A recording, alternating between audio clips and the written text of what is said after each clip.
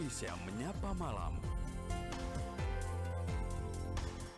Sebenarnya bagaimana penerapan kurikulum Merdeka Belajar di SLB? Kami akan langsung hadirkan perbincangannya bersama dengan Guru Sekolah Luar Biasa Negeri Nunukan, Kalimantan Utara, Ibu Lilis Muklisoh. Bu Lilis, selamat malam. Alhamdulillah baik, Pak. Alhamdulillah, ya. Ingin mendapatkan pandangan atau penjelasan mengenai penerapan kurikulum Merdeka Belajar pada sekolah luar biasa. Sampai dengan saat ini penerapannya sendiri, implementasinya bagaimana nih, Bu Lilis ya? Oh ya, untuk kurikulum Merdeka itu kan kurikulum yang berpusat kepada peserta didik ya, Pak ya. Jadi kita itu kebetulan itu sekolah penggerak dari tahun 2021. Jadi angkatan pertama untuk sekolah penggerak. Nah, di situ saya sebagai guru banyak yang kurikulum yang Halo. bentar ya, Pak. Ya. Dari situ tuh banyak yang kita itu kan, terutama kita harus belajar dari peserta didik itu, Pak. Oh. Jadi kita harus tahu apa-apa yang dibutuhkan anak itu, kelebihan dan kekurangannya, kayak gitu. Iya. Penerapannya lebih ke kita itu fokusnya kepada peserta didik tersebut. Iya. Bagaimana Bu Lilis caranya untuk bisa mengetahui apa yang akan menjadi minat dari peserta didik itu sendiri, Bu? Kita sebelum awal pembelajaran kayak sekarang kita melakukan asesmen kepada anak-anak kita terlebih dahulu. Nanti ada yang asesmen bakat minat dan asesmen kemampuan peserta didik kita. Dari situ kita membuat program-program yang sesuai dengan peserta didik kita. Ya. Tapi kalau persiapan dari para pendidik atau guru-guru di SLB menghadapi kurikulum belajar, bagaimana sejauh ini, Bu Lilis? Itu kemarin sebelum kita adakan kurikulum Merdeka itu, Pak, ada pelatihan dulu selama kurang lebih 2 minggu untuk 5 guru. Jadi kita kurikulum itu kayak apa, berpusat pada peserta didik ini. Habis itu nanti kita imbaskan ke guru-guru lain. Nah itu kemarin waktu masih corona, jadi kita pelatihannya melalui daring. Ada pelatihan terlebih dahulu ya Bu ya, kalau begitu ya? Iya, siap. Iya. Kalau respon dari peserta didik sendiri bagaimana Bu? Peserta didik sangat bagus menangkapnya, Pak. Dari situ kan kita tahu kebutuhan peserta didik kayak apa. Jadi kita membuatkan program sesuai dengan kebutuhan si anak. Seumpama anaknya tidak bisa nulis, kita harus ajari dia menulis terlebih dahulu. Dengan cara kalau dia tidak bisa pegang pensil, kita harus cara pegang pensil yang benar kayak gimana. Itu penerapan kurikulum Merdeka di sekolah kita. Terus kalau anak sudah SMP, SMA, kita fokuskan ke vokasionalnya. Di tempat di SLB Nunukan itu ada vokasi membatik, terus membuat kritik. Iya. Jadi lebih ke spesifik yang kegiatan yang memang diminati ya Bu ya? Iya, kayak gitu. Ya, dengan penerapan kurikulum Merdeka Belajar ini apakah cukup membantu untuk meningkatkan partisipasi belajar siswa SLB, Bu Lilis? Selama kurikulum Merdeka, anak-anak itu lebih lebih aktif, lebih bersemangat untuk menjalankan pembelajaran. Soalnya di situ nanti kita akan ada proyek. Nah, proyek itu kita sudah menerapkan, diantaranya itu berkunjung ke tempat ibadah. Jadi anak-anak antusias kalau berkunjung ke tempat-tempat ibadah. Jadi pembelajaran tidak hanya di kelas saja. Oke. Ya, tadi Ibu katakan untuk jenjang SMA itu ada vokasinya. Itu ada berapa kategori vokasi yang bisa diikuti bagi mereka yang berminat ke sana, Bu? Kalau khususnya di SLB Nunukan ya, Pak ya. Ya. Itu ada kita sekarang lagi mengembangkan batik. Batik, jadi kita membuat batik itu fokusnya ke batik cap. Nah, itu vokasi kita kembangkan ke anak-anak.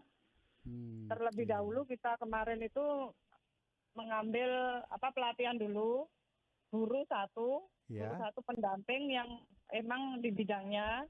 Habis itu kita ajarkan ke anak-anak. Iya.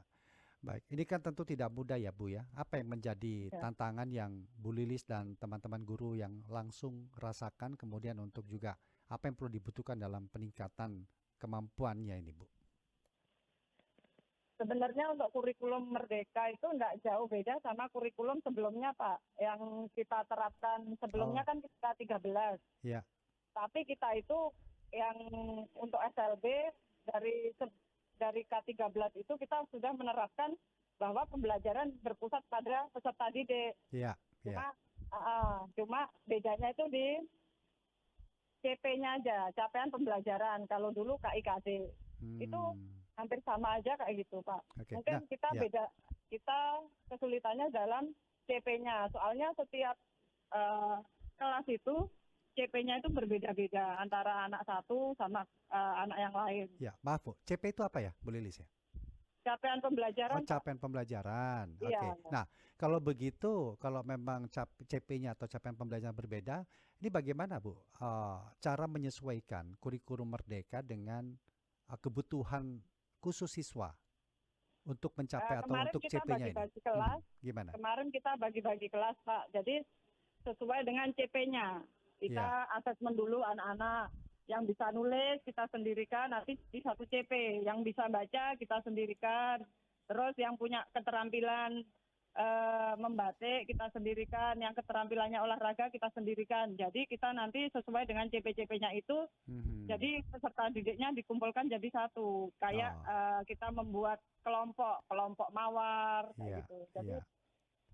tetap aja tapi ada guru wali kelasnya untuk kelas satu. Ya, nanti kelas satu seumpama dia muridnya 4, Ya. dia CP-nya beda-beda. Seumpama kemampuan si A, misalnya menebalkan huruf kayak gitu. Mhm, Terus yang mhm. satunya membaca, sudah bisa membaca. Itu nanti kita kelompokkan ke itu tadi kelompok mawar, kelompok anggrek kayak gitu. Iya, baik.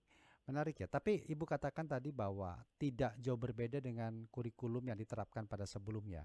Apa Ya. yang menjadi keunggulan kurikulum Merdeka ini dibandingkan dengan kurikulum yang sebelumnya nih, Bu? Kalau kurikulum Merdeka kita lebih ke project. Jadi anak-anak harus membuat kayak kalau yang di sekolah umum membuat karya ya Pak ya. Ya, Kalau di ini kita kalau itu kan untuk proyeknya itu bermacam-macam. ya, Jadi ya. kemarin tuh yang sudah diterapkan diantaranya itu membuat botol teknologi itu dari botol Oh, bekas. ya. Terus berkunjung ke tempat-tempat tempat ibadah. Mhm. Jadi anak-anak lebih antusias. Kalau yang kurikulum K13 kita hanya lingkungan sekolah aja. Maksudnya kita pembelajaran di lingkungan sekolah aja, tidak di luar. Tapi Ya, kalau ini project lebih kita itu lebih keluar gitu. ya. Hasil proyeknya itu diapresiasi dalam bentuk apa nantinya nih, Bu Lilis? Itu nanti ada rapot project, Pak. Mhm. Kita Misalnya sampaikan ke batik, apakah itu orang akan tua. ditawarkan kepada masyarakat sekitar atau Oh iya, bagaimana? Gimana ini, Bu? itu nanti kita ada hasil karya anak-anak. Ya. Biasanya itu kita tampilkan, kita pamerkan itu pada hari disabilitas, yaitu tanggal 3 Desember. Mhm. Itu Oh, nanti hasil-hasil karya anak-anak. Kemarin yang sudah kita tampilkan itu melukis dan ya. batik itu. Kalau peran orang tua dalam mendukung penerapan kurikulum Merdeka sejauh ini yang terutama dinunukan bagaimana nih Bu Lilis ya? Benar, untuk orang tua itu sangat mendukung Pak. Soalnya kita kalau ada kegiatan kayak berkunjung tempat ibadah, Mhm. eh, orang tua lebih antusias. Oh ya, nanti Bu ya bawa apa aja itu. Jadi lebih ke antusias ke kita gitu Pak. Lebih tanya ke guru apa yang harus dibawa, ini lebih peduli lah. Ah, Daripada yang kurikulum K13 kayaknya enggak ada komunikasi. Tapi kalau yang kurikulum Merdeka itu dia lebih, oh iya berarti ada pembelajaran ini. Biasanya iya. ada yang orang tua itu mau ikut juga. Kayak Mhm, gitu mhm. antusiasnya orang tua. Iya. Nah, cara untuk mengevaluasinya, capaian pembelajarannya, atau mungkin penilaian yang dilakukan dalam kurikulum Merdeka ini di SLB, bagaimana nih Bu ya mekanismenya ya? Itu itu kan kita pedomannya ke CP itu Pak. Kecapaian pembelajaran yang sudah ada di yang diberikan oleh apa dari pemerintah dari pusat. Mhm, mhm. Kemendikbud. Oh, jadi sudah ada ininya ya, Pak, panduannya Bu ya, untuk mekanisme Iya, di penilaiannya situ ya? ada CPA-nya. Seumpama anak sudah menghafal Al-Fatihah kayak gitu. Ya. Nah, di Mhm. situ nanti di rapotnya anak sudah bisa apa anak harus bimbingan, harus dipandu kayak gitu, Iya, Pak. Jadi iya. di situ kita tahu CP-nya tercapai enggak. Oke. Dan tentu semua ini kan tidak terlepas dari nih sarana prasarana Bu ya, terutama Ya. pendidikan kurikulum yang berbasis kepada minat dari peserta didik. Gimana dari fasilitas di SLB sendiri untuk mendukung penerapan kurikulum ini, Bu? Untuk fasilitas di SLB untuk Ya. kurikulum mereka, alhamdulillah dapat tercapai, yaitu dengan adanya dana BOS, walaupun itu tidak banyak, Mhm. tapi kita masih bisa meng-cover-nya. Hmm. Seperti apa misalnya nih, Bu? Apa yang tercover atau apa yang memang masih mungkin perlu dioptimalisasi Kalau atau ditingkatkan ini, Bu? yang sudah tercover yaitu dana-dana yang untuk proyek-proyek, yang untuk Ya, kegiatan proyek, ya. proyek P5 itu, sama kayak kegiatan yang ada yang di dalam sekolah, kayak pelatihan, pelatihan Hmm, untuk guru-guru hmm, itu hmm, dari Kemendikbud itu sudah ada PMM, Pak. Jadi kita terfasilitasi di situ. hmm. Cuma kalau yang untuk fasilitasnya yang belum ada di sekolah kita, yaitu sarana prasarananya masih kurang, ruang kelasnya. Mhm. Tapi insya Allah untuk tahun depan lah, insya Allah sudah terpenuhi, soalnya ini sudah dianggarkan oleh Provinsi Kaltara. Oh, saat ini ada berapa kelas, Bu, di SLB Nunukan ini? Di SLB Nunukan itu ada 4 kelas, Pak, cuma dia disekat-sekat gitu. Di sekat-sekat. Iya, jadi disekat jadi 2, Ah, dipetakan jadi 2 itu. Jadi mhm. kalau dikatakan layak enggaknya ya begitulah ya, Iya, kurang iya, layak untuk anak-anak. Tapi iya. mau gimana lagi, tapi pemerintah provinsi sudah bangun di lahan kita yang baru, Aha. sudah ada sekitar 5 kelas, sudah ada lima Oh, kelas. sedang dalam proses pembangunan atau bagaimana itu, Bu? Sudah, Sudah sudah ya, ada. sudah ada Sudah ya. tinggal kita pindah aja. Soalnya kita belum pindah, soalnya di situ belum ada kamar mandinya. Belum ada Ah, akses untuk kamar mandi, jadi kita ya, belum bisa pindah ke lahan yang baru. ya. Berarti nggak lama lagi pindah ke sana, Bu Lilis ya. Kalau Iya. iya, kalau peserta didiknya ada berapa banyak, Bu, di sana? Untuk peserta didik saat ini 82. 82. Iya. Baik, kalau tenaga pengajarnya atau guru-gurunya? Untuk guru-guru sama stafnya itu Hmm. 22. Ya, itu cukup ya, Bu ya, mengcover semuanya ya. Kalau gurunya masih kurang, Pak. Kurang berapa banyak lagi nih, Soalnya Bu? soalnya guru PLB itu cuma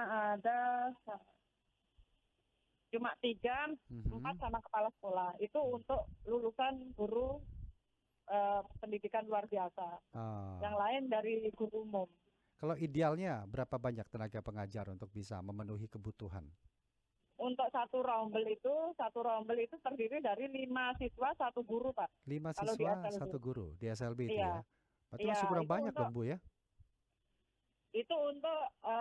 satu ketunaan, Pak. Iya, apa itu?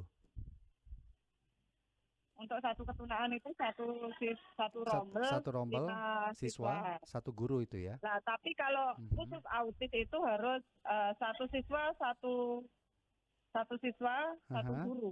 Oh, satu siswa, satu guru. Baik. Iya, Nah, soalnya kalau kita butuh terapinya itu kan, Pak, ya, untuk anak-anak autis. iya. Nah, kondisi seperti itu bagaimana respon atau upaya dari Dinas Pendidikan atau yang dinuduhkan sendiri, Bu, melihat kondisi yang ada? Untuk tahun 2013 itu sudah ada, kita sudah dianukan P3K, Pak. Untuk P3K 1 orang kemarin yang masuk di SLB kita. Oh, sudah ada, Bu ya. Jadi ya. Iya, Mudah-mudahan lah, Bu, nanti ini dipermudah segalanya. Kami iya, apresiasi loh Pak. nih, Bu Lilis ya, dengan upaya dan apa yang sudah Ibu lakukan untuk memberikan dunia pendidikan Iya. kepada saudara-saudara kita di SLB ini. Ya, terima Cuma kasih. itu Ya, lagi, Pak, ya, gimana? untuk dinas provinsi ini kalau ada siswa kita 1 orang itu dari Sebatik, Pak. Sebatik itu luar pulau kita kan, Pak. Haha, iya, Lah itu dia PP Pak, maksudnya Wow, bolak-balik. Ya, pulang pergi ya? iya, itu jaraknya kurang lebih dari Sebatik itu kan pusat kotanya Sebatik dia Iya, rumahnya. iya, Itu ke iya. pelabuhannya itu 1 jam lebih. Ke pelabuhan 1 jam lebih. Waduh, Iya. ya, Terus ya. nanti ke sekolahnya kurang lebih dari pelabuhannya Nunukan itu ke sekolah Sekolah itu 1/2 jam. 1,5 jam ya, berarti waktu tempuh Ya, sekali jalan. emang Pulang pergi 3 jam iya, ini. Iya, emang di Sebatik itu memang belum ada fasilitas untuk SLB di sana. adanya di Jadi untuk Nunukan. murid-muridnya siswanya banyak di situ. Ah, baik, baik. Mudah-mudahan didengar ini Bu ya. Nanti ada pembenahan lebih memudahkan Amin. ya. Bu Lilis, terima kasih banyak sudah berbincang bersama dengan Pro 3 RRI. Sehat selalu Bu. Selamat malam. Amin. Ya. Terima kasih Pak. Selamat malam. Demikian tadi kami berbincang bersama dengan guru sekolah luar biasa negeri Nunukan, Kalimantan Utara, Lilis Mukliso.